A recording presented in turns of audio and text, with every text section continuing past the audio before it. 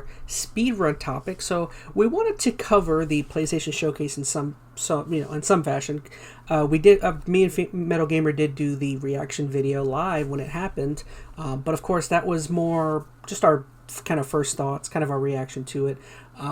So we wanted to have some time to kind of talk about it. So Phoenix came up with the idea of throwing it into our speedrun topic, so we're going to take 15 minutes and try and cover everything that we can from the event that, that we liked. So, I guess I should pull up the notes. All right, so how do you guys want to just tackle it one by one, or whatever you guys think you want to talk about first? I wouldn't do one by one, just I think that's going to take way too long. I say you start the timer, you talk about the things on the list you want to talk about, and we see where we end up at. I know you just said that, but I will talk about the first announcement actually, because I feel like it's notable. So let me go ahead and start the timer. And here we go.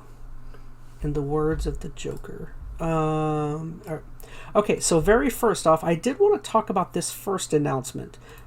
This was the game that me and Gamer were joking about. Kind of looked like Watch Dogs. This is what was it called? Fair Games.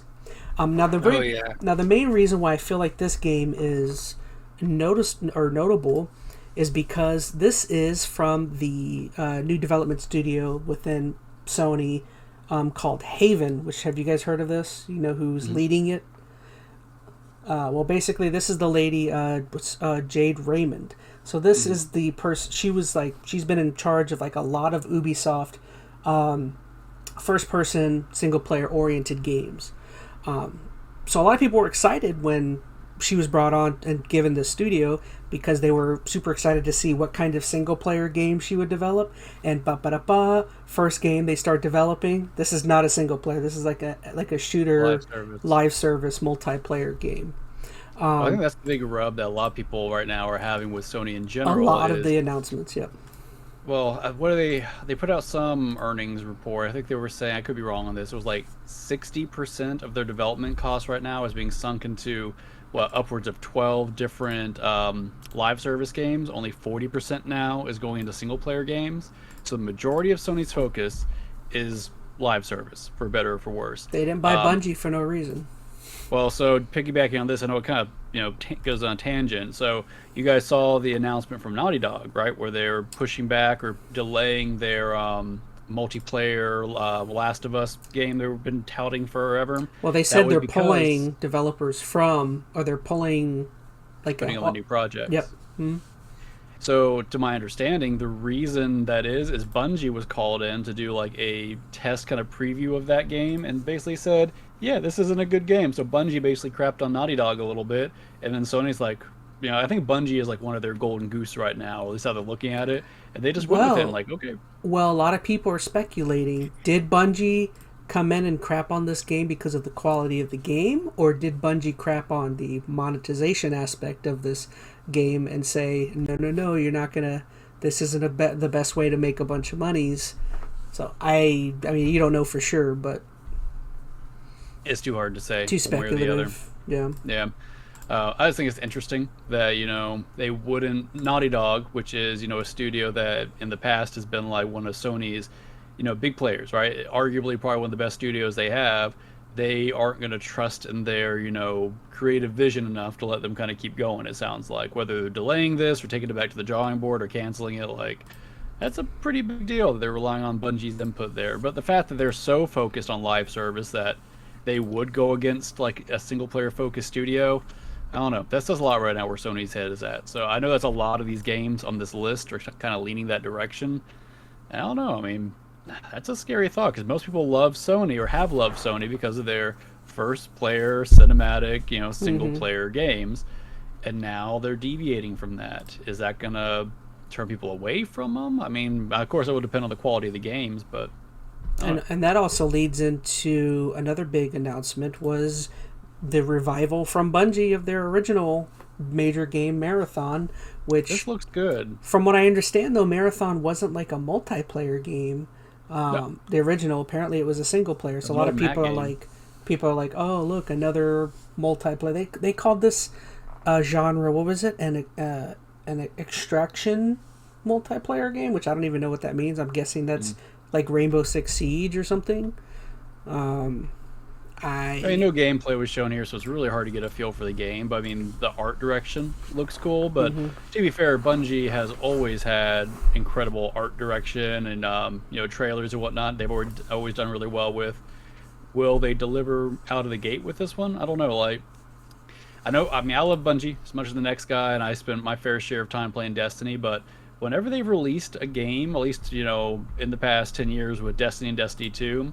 It's fallen pretty flat initially, right? Like Destiny 1, not so hot. Destiny 2, I think it did better critically, but I think people realized pretty quickly it was missing a lot of stuff, so it started falling flat pretty quick. So, I don't know, is Marathon going to suffer a similar fate there? Have they learned all their lessons from Destiny? I don't know. Oh, something that just hit my mind. I hate to go back to the Last of Us thing, but if you noticed, they... Naughty Dog afterwards had teased that just the timing of it was funny. Naughty Dog teased that they're like working on a single player oriented Last of Us title, and it's like, well, they didn't say Last of Us. They just said single player title. Oh, I thought they said Last of Us. I was gonna say, well, of course you are. It's like, what else would you be working on? I mean, I could be wrong, but I'm pretty sure it's just we're still working on some single player experience. So I just thought it was like kind of cheeky to say that after Schreier and everyone, or I think they said that's also why they had announced that they were pulling resources from the Last of Us game or multiplayer game because Schreier was getting ready to drop like a big report as to why that game was getting he was going to announce or put a report talking about all that stuff that they had announced was happening. So they beat him to the punch basically. Before we shift gears, I had one other just kind of speculative question. So, with Bungie moving over to Marathon, which I'm assuming is going to be a pretty large supported game long term, what happens to Destiny? Because they're wrapping up their 10-year plan with it. Is there a Destiny 3? Is Destiny 2 kind of the end of the Destiny universe for a while? Like, what do you think? There's going to be a Destiny 3. There will be. Is their studio going to be able to handle that? They have a big studio. Like, it's grown substantially over the past years, and they got a lot of funding with the Sony acquisition. But I don't know. I mean, it's taken them a lot just to keep Destiny 2 running it up to a point that I think people are happy with. Splitting that now with the whole nother game and supporting that, I don't know. I don't know how well that's going to play out, but I guess we'll see. I'm not a developer. What do I know? Real quick, I did want to mention one of the bigger announcements that I know Gamer was super excited for was this Souls-like game, Phantom Blade Zero. I thought it looked pretty cool. Something I probably won't get to play. My experience with some of these Dark Souls games has been well documented, so I don't know if it's my type of... Actually, I just thought about it. Something interesting about this title I found out is a lot of people were curious who the development team is, and a lot of people have thought the movements and stuff look kind of hard to do on controller, and as it turns out, this development team, this is their first foray into developing a console video game. Apparently they're like widely known as a mobile developer, and so even like the developer after this thing was like, we're very excited for this to be our first venture into real video games. I'm sorry, mobile games. But yeah, interesting. This is like a mobile developer. Sorry, I don't have their name. I probably should have pulled that up. Alright, so moving on to another one. You guys got anything? I know Sword of the Sea was another interesting one. That was the Journey looking game. I know MetalGamer was excited for that one. Did you guys like Journey? I never played it. Yeah. Yeah, it's one of those very just chill kind of, experiences, but if you're in the right mood, Journey's fun. I enjoyed Flower a lot too, which same kind of thing. I have that cool PS3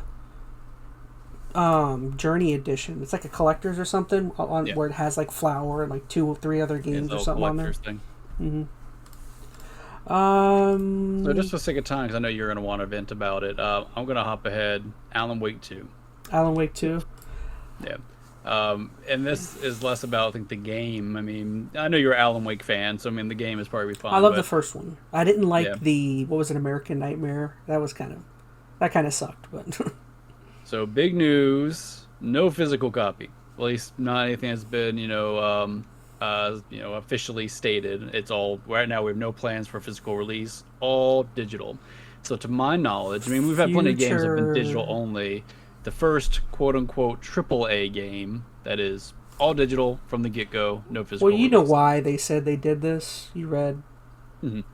Well, because the game's going to be $10 cheaper. They were like, we want to make this more easily accessible to people, so it'll be That's 50 bullcrap. or 60 instead of 70 or something. I don't know. That's bullcrap. Oh crap! Yeah, I mean, they can give that rationale as much as they want. Not that there isn't some cost savings there. That's not the reason they're doing it. I mean, there's ownership issues here. They don't want you to be able to resell the game back. And to be fair, I mean, nowadays a physical game is pretty much useless, right? Like you think about most of these games, you can't even play them without day one patches. Zelda, you couldn't play without a day one patch. You had to patch the game. So even if you had the cart, like I'm actually curious how it would have worked if you would have had a Switch that didn't have internet connection. If could you have even played Zelda? 'Cause to my knowledge, you had to have the day one patch. Um, but regardless, we're at that kind of world now where physical media really serves no functional purpose because you got to download something off the internet anyway. So, how big of a deal is this to you that they've already kind of gone this direction? You're going to see more of it with all digital. If it was, this is one of those situations where, like, unfortunately, they had to do it with a title that I'm actually excited for. If this had been like some other franchise that I didn't care about, we'll have to see. Because this is one of those moments where I kind of wish, I kind of hope I speak with my money. As we normally talk about, where I really shouldn't buy this, but man, it's gonna be tempting because I like the first game, and this comes out on October 17th, which I think is like right at Halloween time. It's like You're going to be a sucker. it's really crappy. It's really crappy for them to do. As I think it's easy to plain to see the three of us like physical media. We like. Well, I'm asking, what is Having- your? I mean, so I get that, but why is this such a bad thing? Like, what's the main reason why you're now upset about it? You just miss having something physical in your hand, or were you yeah. gonna ever resell it? I mean, I don't what's the resell reason a now heck to of a whole have it? lot. It's just it's purely nostalgia, and I don't know. I like looking at the covers. I'm a weirdo. That's why I have all these Okay. games. But Well, they put a bunch of collector's editions recently. They don't have the game with it. I bet they'll do that for this. You'll have an Alan Wake's physical collector's edition. No disc, no game, but it'll have like a steel book because you can put it on your shelf. You'll have a statue or something. I'd be down. Would that appease you? That would appease me. And you can also I guess count on this. Will Someone who probably likes this is probably something like Limited Run. I'm sure Limited Yeah. Run's like, oh, fine, we'll try and work out a deal with Remedy at some point and create something. So Yeah. there will be ways. That's you're right. I guess my point being, I'm playing devil's advocate is what I'm doing here because I'm still a fan of having physical media, but these past couple of generations, I have not amassed huge collections of Xbox X, PS5 games, or even like Xbox One and PS4. I mean, I have them, but they dwindled a lot too, just because the disc really was functionally useless in a lot of games. Like you had to have patches. What was it? The Star Wars Jedi Survivor game only came with like 20% of the game on the disc. Like you still had to download the majority of the game. So the disc, all it is a way for you to activate the game, and technically you can then sell it. So if you have plans on selling the game one day, sure, but let's be real. Do we think these new modern games are going to have like a lot of collector's value to them? I don't, because the reason you No. have like an old SNES game's valuable is because it's a complete game. One, there's nostalgia to it, but two, you could take that SNES game and plug it into your system and play it and get a certain experience out of it. 30 years from now, I'm not gonna be able to take Jedi Survivor and plug it into an Xbox without internet and play it, right? I'm still gonna have to download whatever. So at that point, the disc doesn't even have much value to it. So it's a very temporary thing. I think it's where we're getting to as far as the value of anything physical. So I don't know. Yeah, For better or for worse, digital's where we're at. Real quick, I just wanted to mention I'm a huge fan of the original 3 Metal Gear Solid games. Metal Gear Solid 3 Delta, or Metal Gear Solid 3 Snake Eater Delta got announced, where I think it's being presented as a remaster or a remake. People aren't quite sure of the original Snake Eater. I'm super hesitant to anything Konami related as of late, so especially with the last few years. So I feel like I need to see a lot more. There's no Kojima. It's like... Well, you did hear, though, it's got, like, what, the entire voice cast coming back. That's why I said they don't know the if it's a original remake game. or a remaster. It's like, are they bringing back all the... Well, I think it's a remake in the sense that they're remaking it part from the ground up in a new engine. I think they did announce they're not changing anything about the narrative. Like, it's going to be a shot-for-shot, one-to-one kind of thing is what they're, I think, kind of selling it as. Will it really be that? I don't know, but... I think the fact they're just scrubbing Kojima from the whole thing is just scummy. I mean, they own the product, but you know, at the next Game Awards, they're gonna Keeley's gonna throw a shot at Konami for his buddy. Keeley already did. He already put a tweet out. I don't know if you saw it. I he didn't. Tweeted Konami. He was like, "Yeah, but who made the game?" That was his tweet. Oh. So, yeah. I don't know. Real quick, another big thing I thought, Dragon's Dogma 2. Thought it looked incredible. I'm excited. Never played the original. Makes me want to play the original.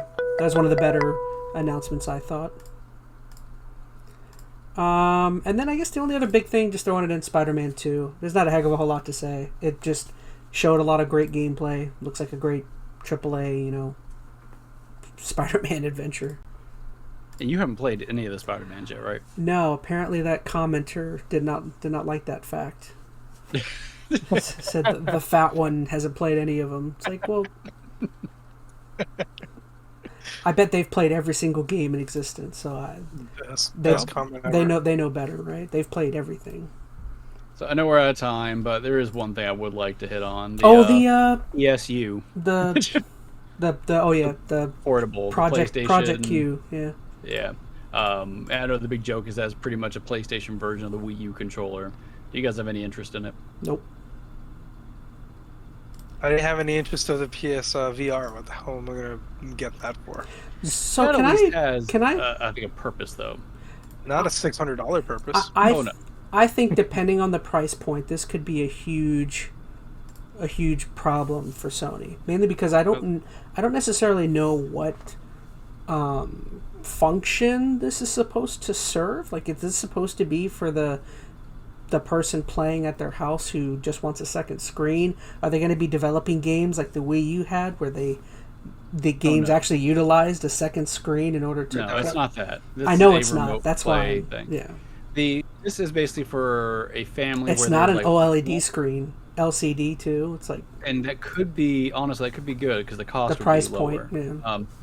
Like, this is for a family where they have one primary screen in their house. Like, there's one big living room. That's where the PS5's hooked up. The whole family shares it.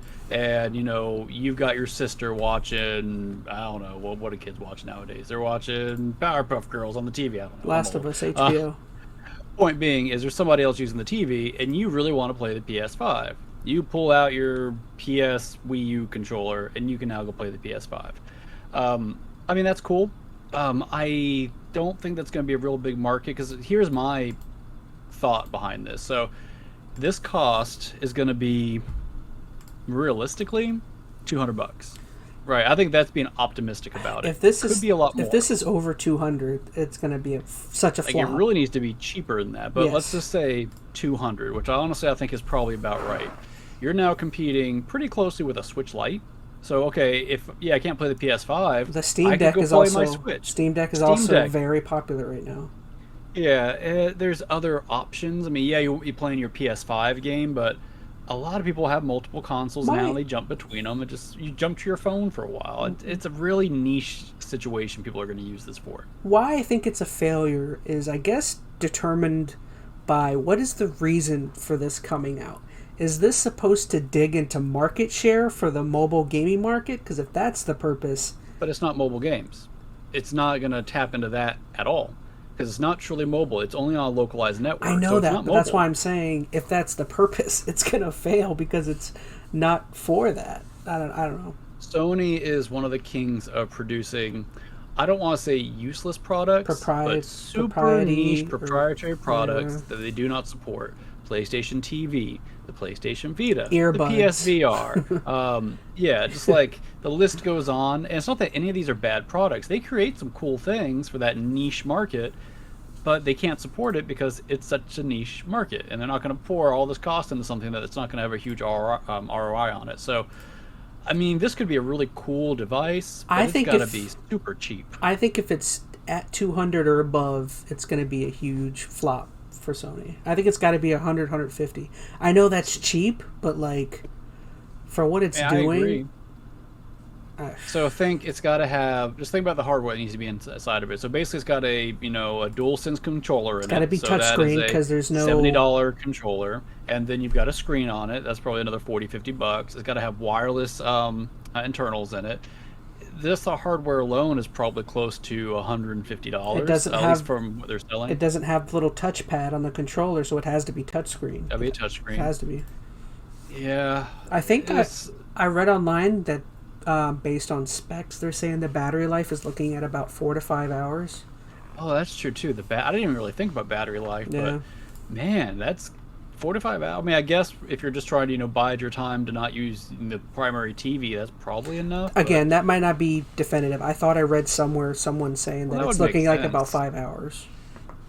I don't know. It's a very odd product for a really odd time when there is a lot of other options in a similar space. Like, it's not going to be able to compete with mobile games. It's not going to be able to compete with like the Switch or the Steam Deck. I don't really know who this is for, except you just have one person who only wants to play PlayStation games, and they're going to go way out of their way to have every opportunity to play them. But at that point, if someone really loves PlayStation games that much, they'll probably just have another PS5 in their bedroom or something, or they can go stream it through a remote play. Like, I don't know. It's odd. It's odd. No, I agree. I definitely glad you brought it up because that was something I was just like, why not just use your phone? That's what everyone else is doing nowadays. Just find a way to build an app for the phone for the phone to be able to stream things. Well, they have remote play on the phone already. And that's another thing. This isn't even a remote play. Not even remote play. Well, it kind of is. It's like localized remote play. Like, you used to be able to, like the PS Vita, you could remote into your PS4 from anywhere. And that was pretty cool. I could have pure remote play if I was on a network somewhere. This isn't even that. Now, I'm sure people will probably hack it to a way where you can, log and put your PS5 on a static IP, understand how to, network to it externally, and you can probably then get pseudo real remote play, but the experience is probably going to be garbage. But I don't know. I think if someone mentioned it earlier, I heard, but if it was capable of like cloud streaming, where like you could play games you wanted on the go, maybe, but like it's not cloud based, so it's like that would have been their best bet. Cause they're trying to compete with Microsoft. Is the technology not there for Sony? I find that hard to believe they couldn't be capable. They already have the PlayStation Plus with the cloud capabilities. I mean, they could have easily added that to that and then play along, anywhere you want. Maybe it's something. Maybe it's something down the line. They're just like, just get it out and we'll figure it out later. I have a concern with, and I don't have a lot of first-hand experience with it from what I researched and from other people's experience. Like, Sony's cloud-based offerings, like their technology behind it, is usually pretty low tier compared to the competition. Like, it's nowhere near Xbox, or even Nvidia's offering or stuff like that. So they may not have wanted to enter that space fully if their technology, or if they're not confident in their technology enough.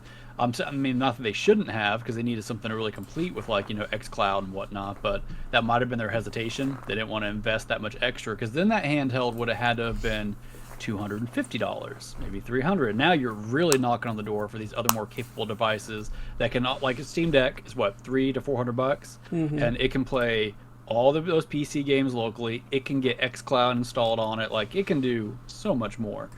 So I don't know. Really odd perspective that Sony's taking here. I don't really see it paying off, but we'll see. I guess just to kind of round up my thought, I know we're way past the timer, but I did want to at least say, not to be the Xbox guy, but Xbox had a really funny tweet where they showed an image and it had like a whole bunch of games that were announced here. Apparently, all of like the biggest games announced here are going to be on Xbox as well. So it's like, I know a lot of people were kind of, and I agree with them. My kind of thought on how this event is if this was like a state of play, this would be a killer show. Like, I think this would have been like one of the best state of plays. But as far as this being the main showcase for Sony, I definitely think this was kind of a downer. Like, it wasn't like, again, it just depends on how you're looking at it. If it was a state of play, fantastic. if this is Sony's main event for the year, this is a bit lackluster. There have been some rumors that they're going to have another one later in the fall. I know and Summer Games is like in a few weeks. Well, I don't even know about that. I think they probably have like a, late summer, early fall kind of showcase, kind of prep some other games that are coming up, maybe start prepping the start of next year.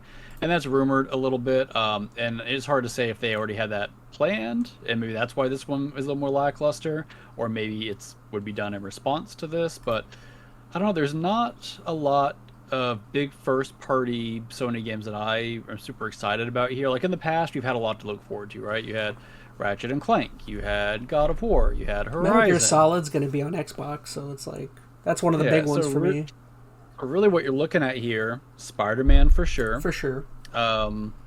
That Final game, Fantasy 16 is still PlayStation exclusive, to my knowledge. One of the big ones was that game Concord, which I believe that's PlayStation only. That was just a cinematic trailer, though nobody knows what the heck that game is yet. I'm talking about, and that's true. I'm thinking like proven Sony IP that we're definitely into. I think they said Dragon's Dogma is going to be on Xbox. Pretty sure. Yeah, I think we're just getting to the point where there isn't a whole lot of PlayStation-focused exclusive IPs that people like really jonesing for, and I don't know when those are going to start popping up again, right? Like Sony's got a lot of stuff, but I mean, what's the next big Sony IP that you guys are excited to hear from? A Last of Us Part 3? I mean, would that do it for you? If they revitalize Uncharted from the grave, I mean, are they going to go that route? And that's really speculative, but I guess my point being is like they've kind of done all their big titles in the first year and a half of their PS5 life cycle, or 2 years, however long it's been now. So, what's next? I honestly don't know. I know Wolverine's one of the only ones, and you didn't even see that at this event. Yep. So. Yeah. Like you were saying just the other day, this is a great time for Xbox. This next showcase for Xbox, this is a good time for them to try and make up for some of the bad PR with, the Activision stuff and then Redfall. Did you see the rumor that's going around? I saw it on a few posts today. Apparently there are rumors that Fable is going to be shown at this event. That'll be pretty big. I've been looking forward to Fable. I don't want to ruin that for you guys, but I did read it on a couple posts where people are like, Sony or Xbox is expected to showcase more Fable or something, and I was like, okay, you show me more Fable. Something. Yeah. Like I tell you, I know we've said this in the past, but I've usually been pretty okay with them not showing something too early. That's been kind of my general preferred way of hearing about a game, because if they get hyped too early, I don't know, that always rubs me a little wrong, and I'm waiting 2 years for a game to come out. But they are so far in the hole now without anything to look forward to. They need to drop something. So even if Fable's a year and a half out or something like that, I'd like to see something, just to maybe not feel like a completely wasted Xbox. I don't know. I need to have a little bit of motivation there. I agree. So overall, you guys heard my thought. What did you think of this event? Did you guys think it was crazy? Do you think it was okay? Good? That was fine. I'm really neutral on it. I think probably like you are. It wasn't I did terrible. like seeing Spider-Man. It was just fine. Yeah. Nothing crazy unexpected. Some solid stuff in there. A lot of stuff that I don't have a huge amount of interest in yet, but as the games come out and I see a little more about them, that might change. I am interested in Final Fantasy and whatnot, but I didn't need this showcase to know that those who are interested in Final Fantasy they've already ordered their collector's editions. Like some nerds. This guy right over here. Where is he at? Nope. Gotta get my finger pointed the right way for the camera. There we go. That guy. But yeah, so that was that. So we're going to move on to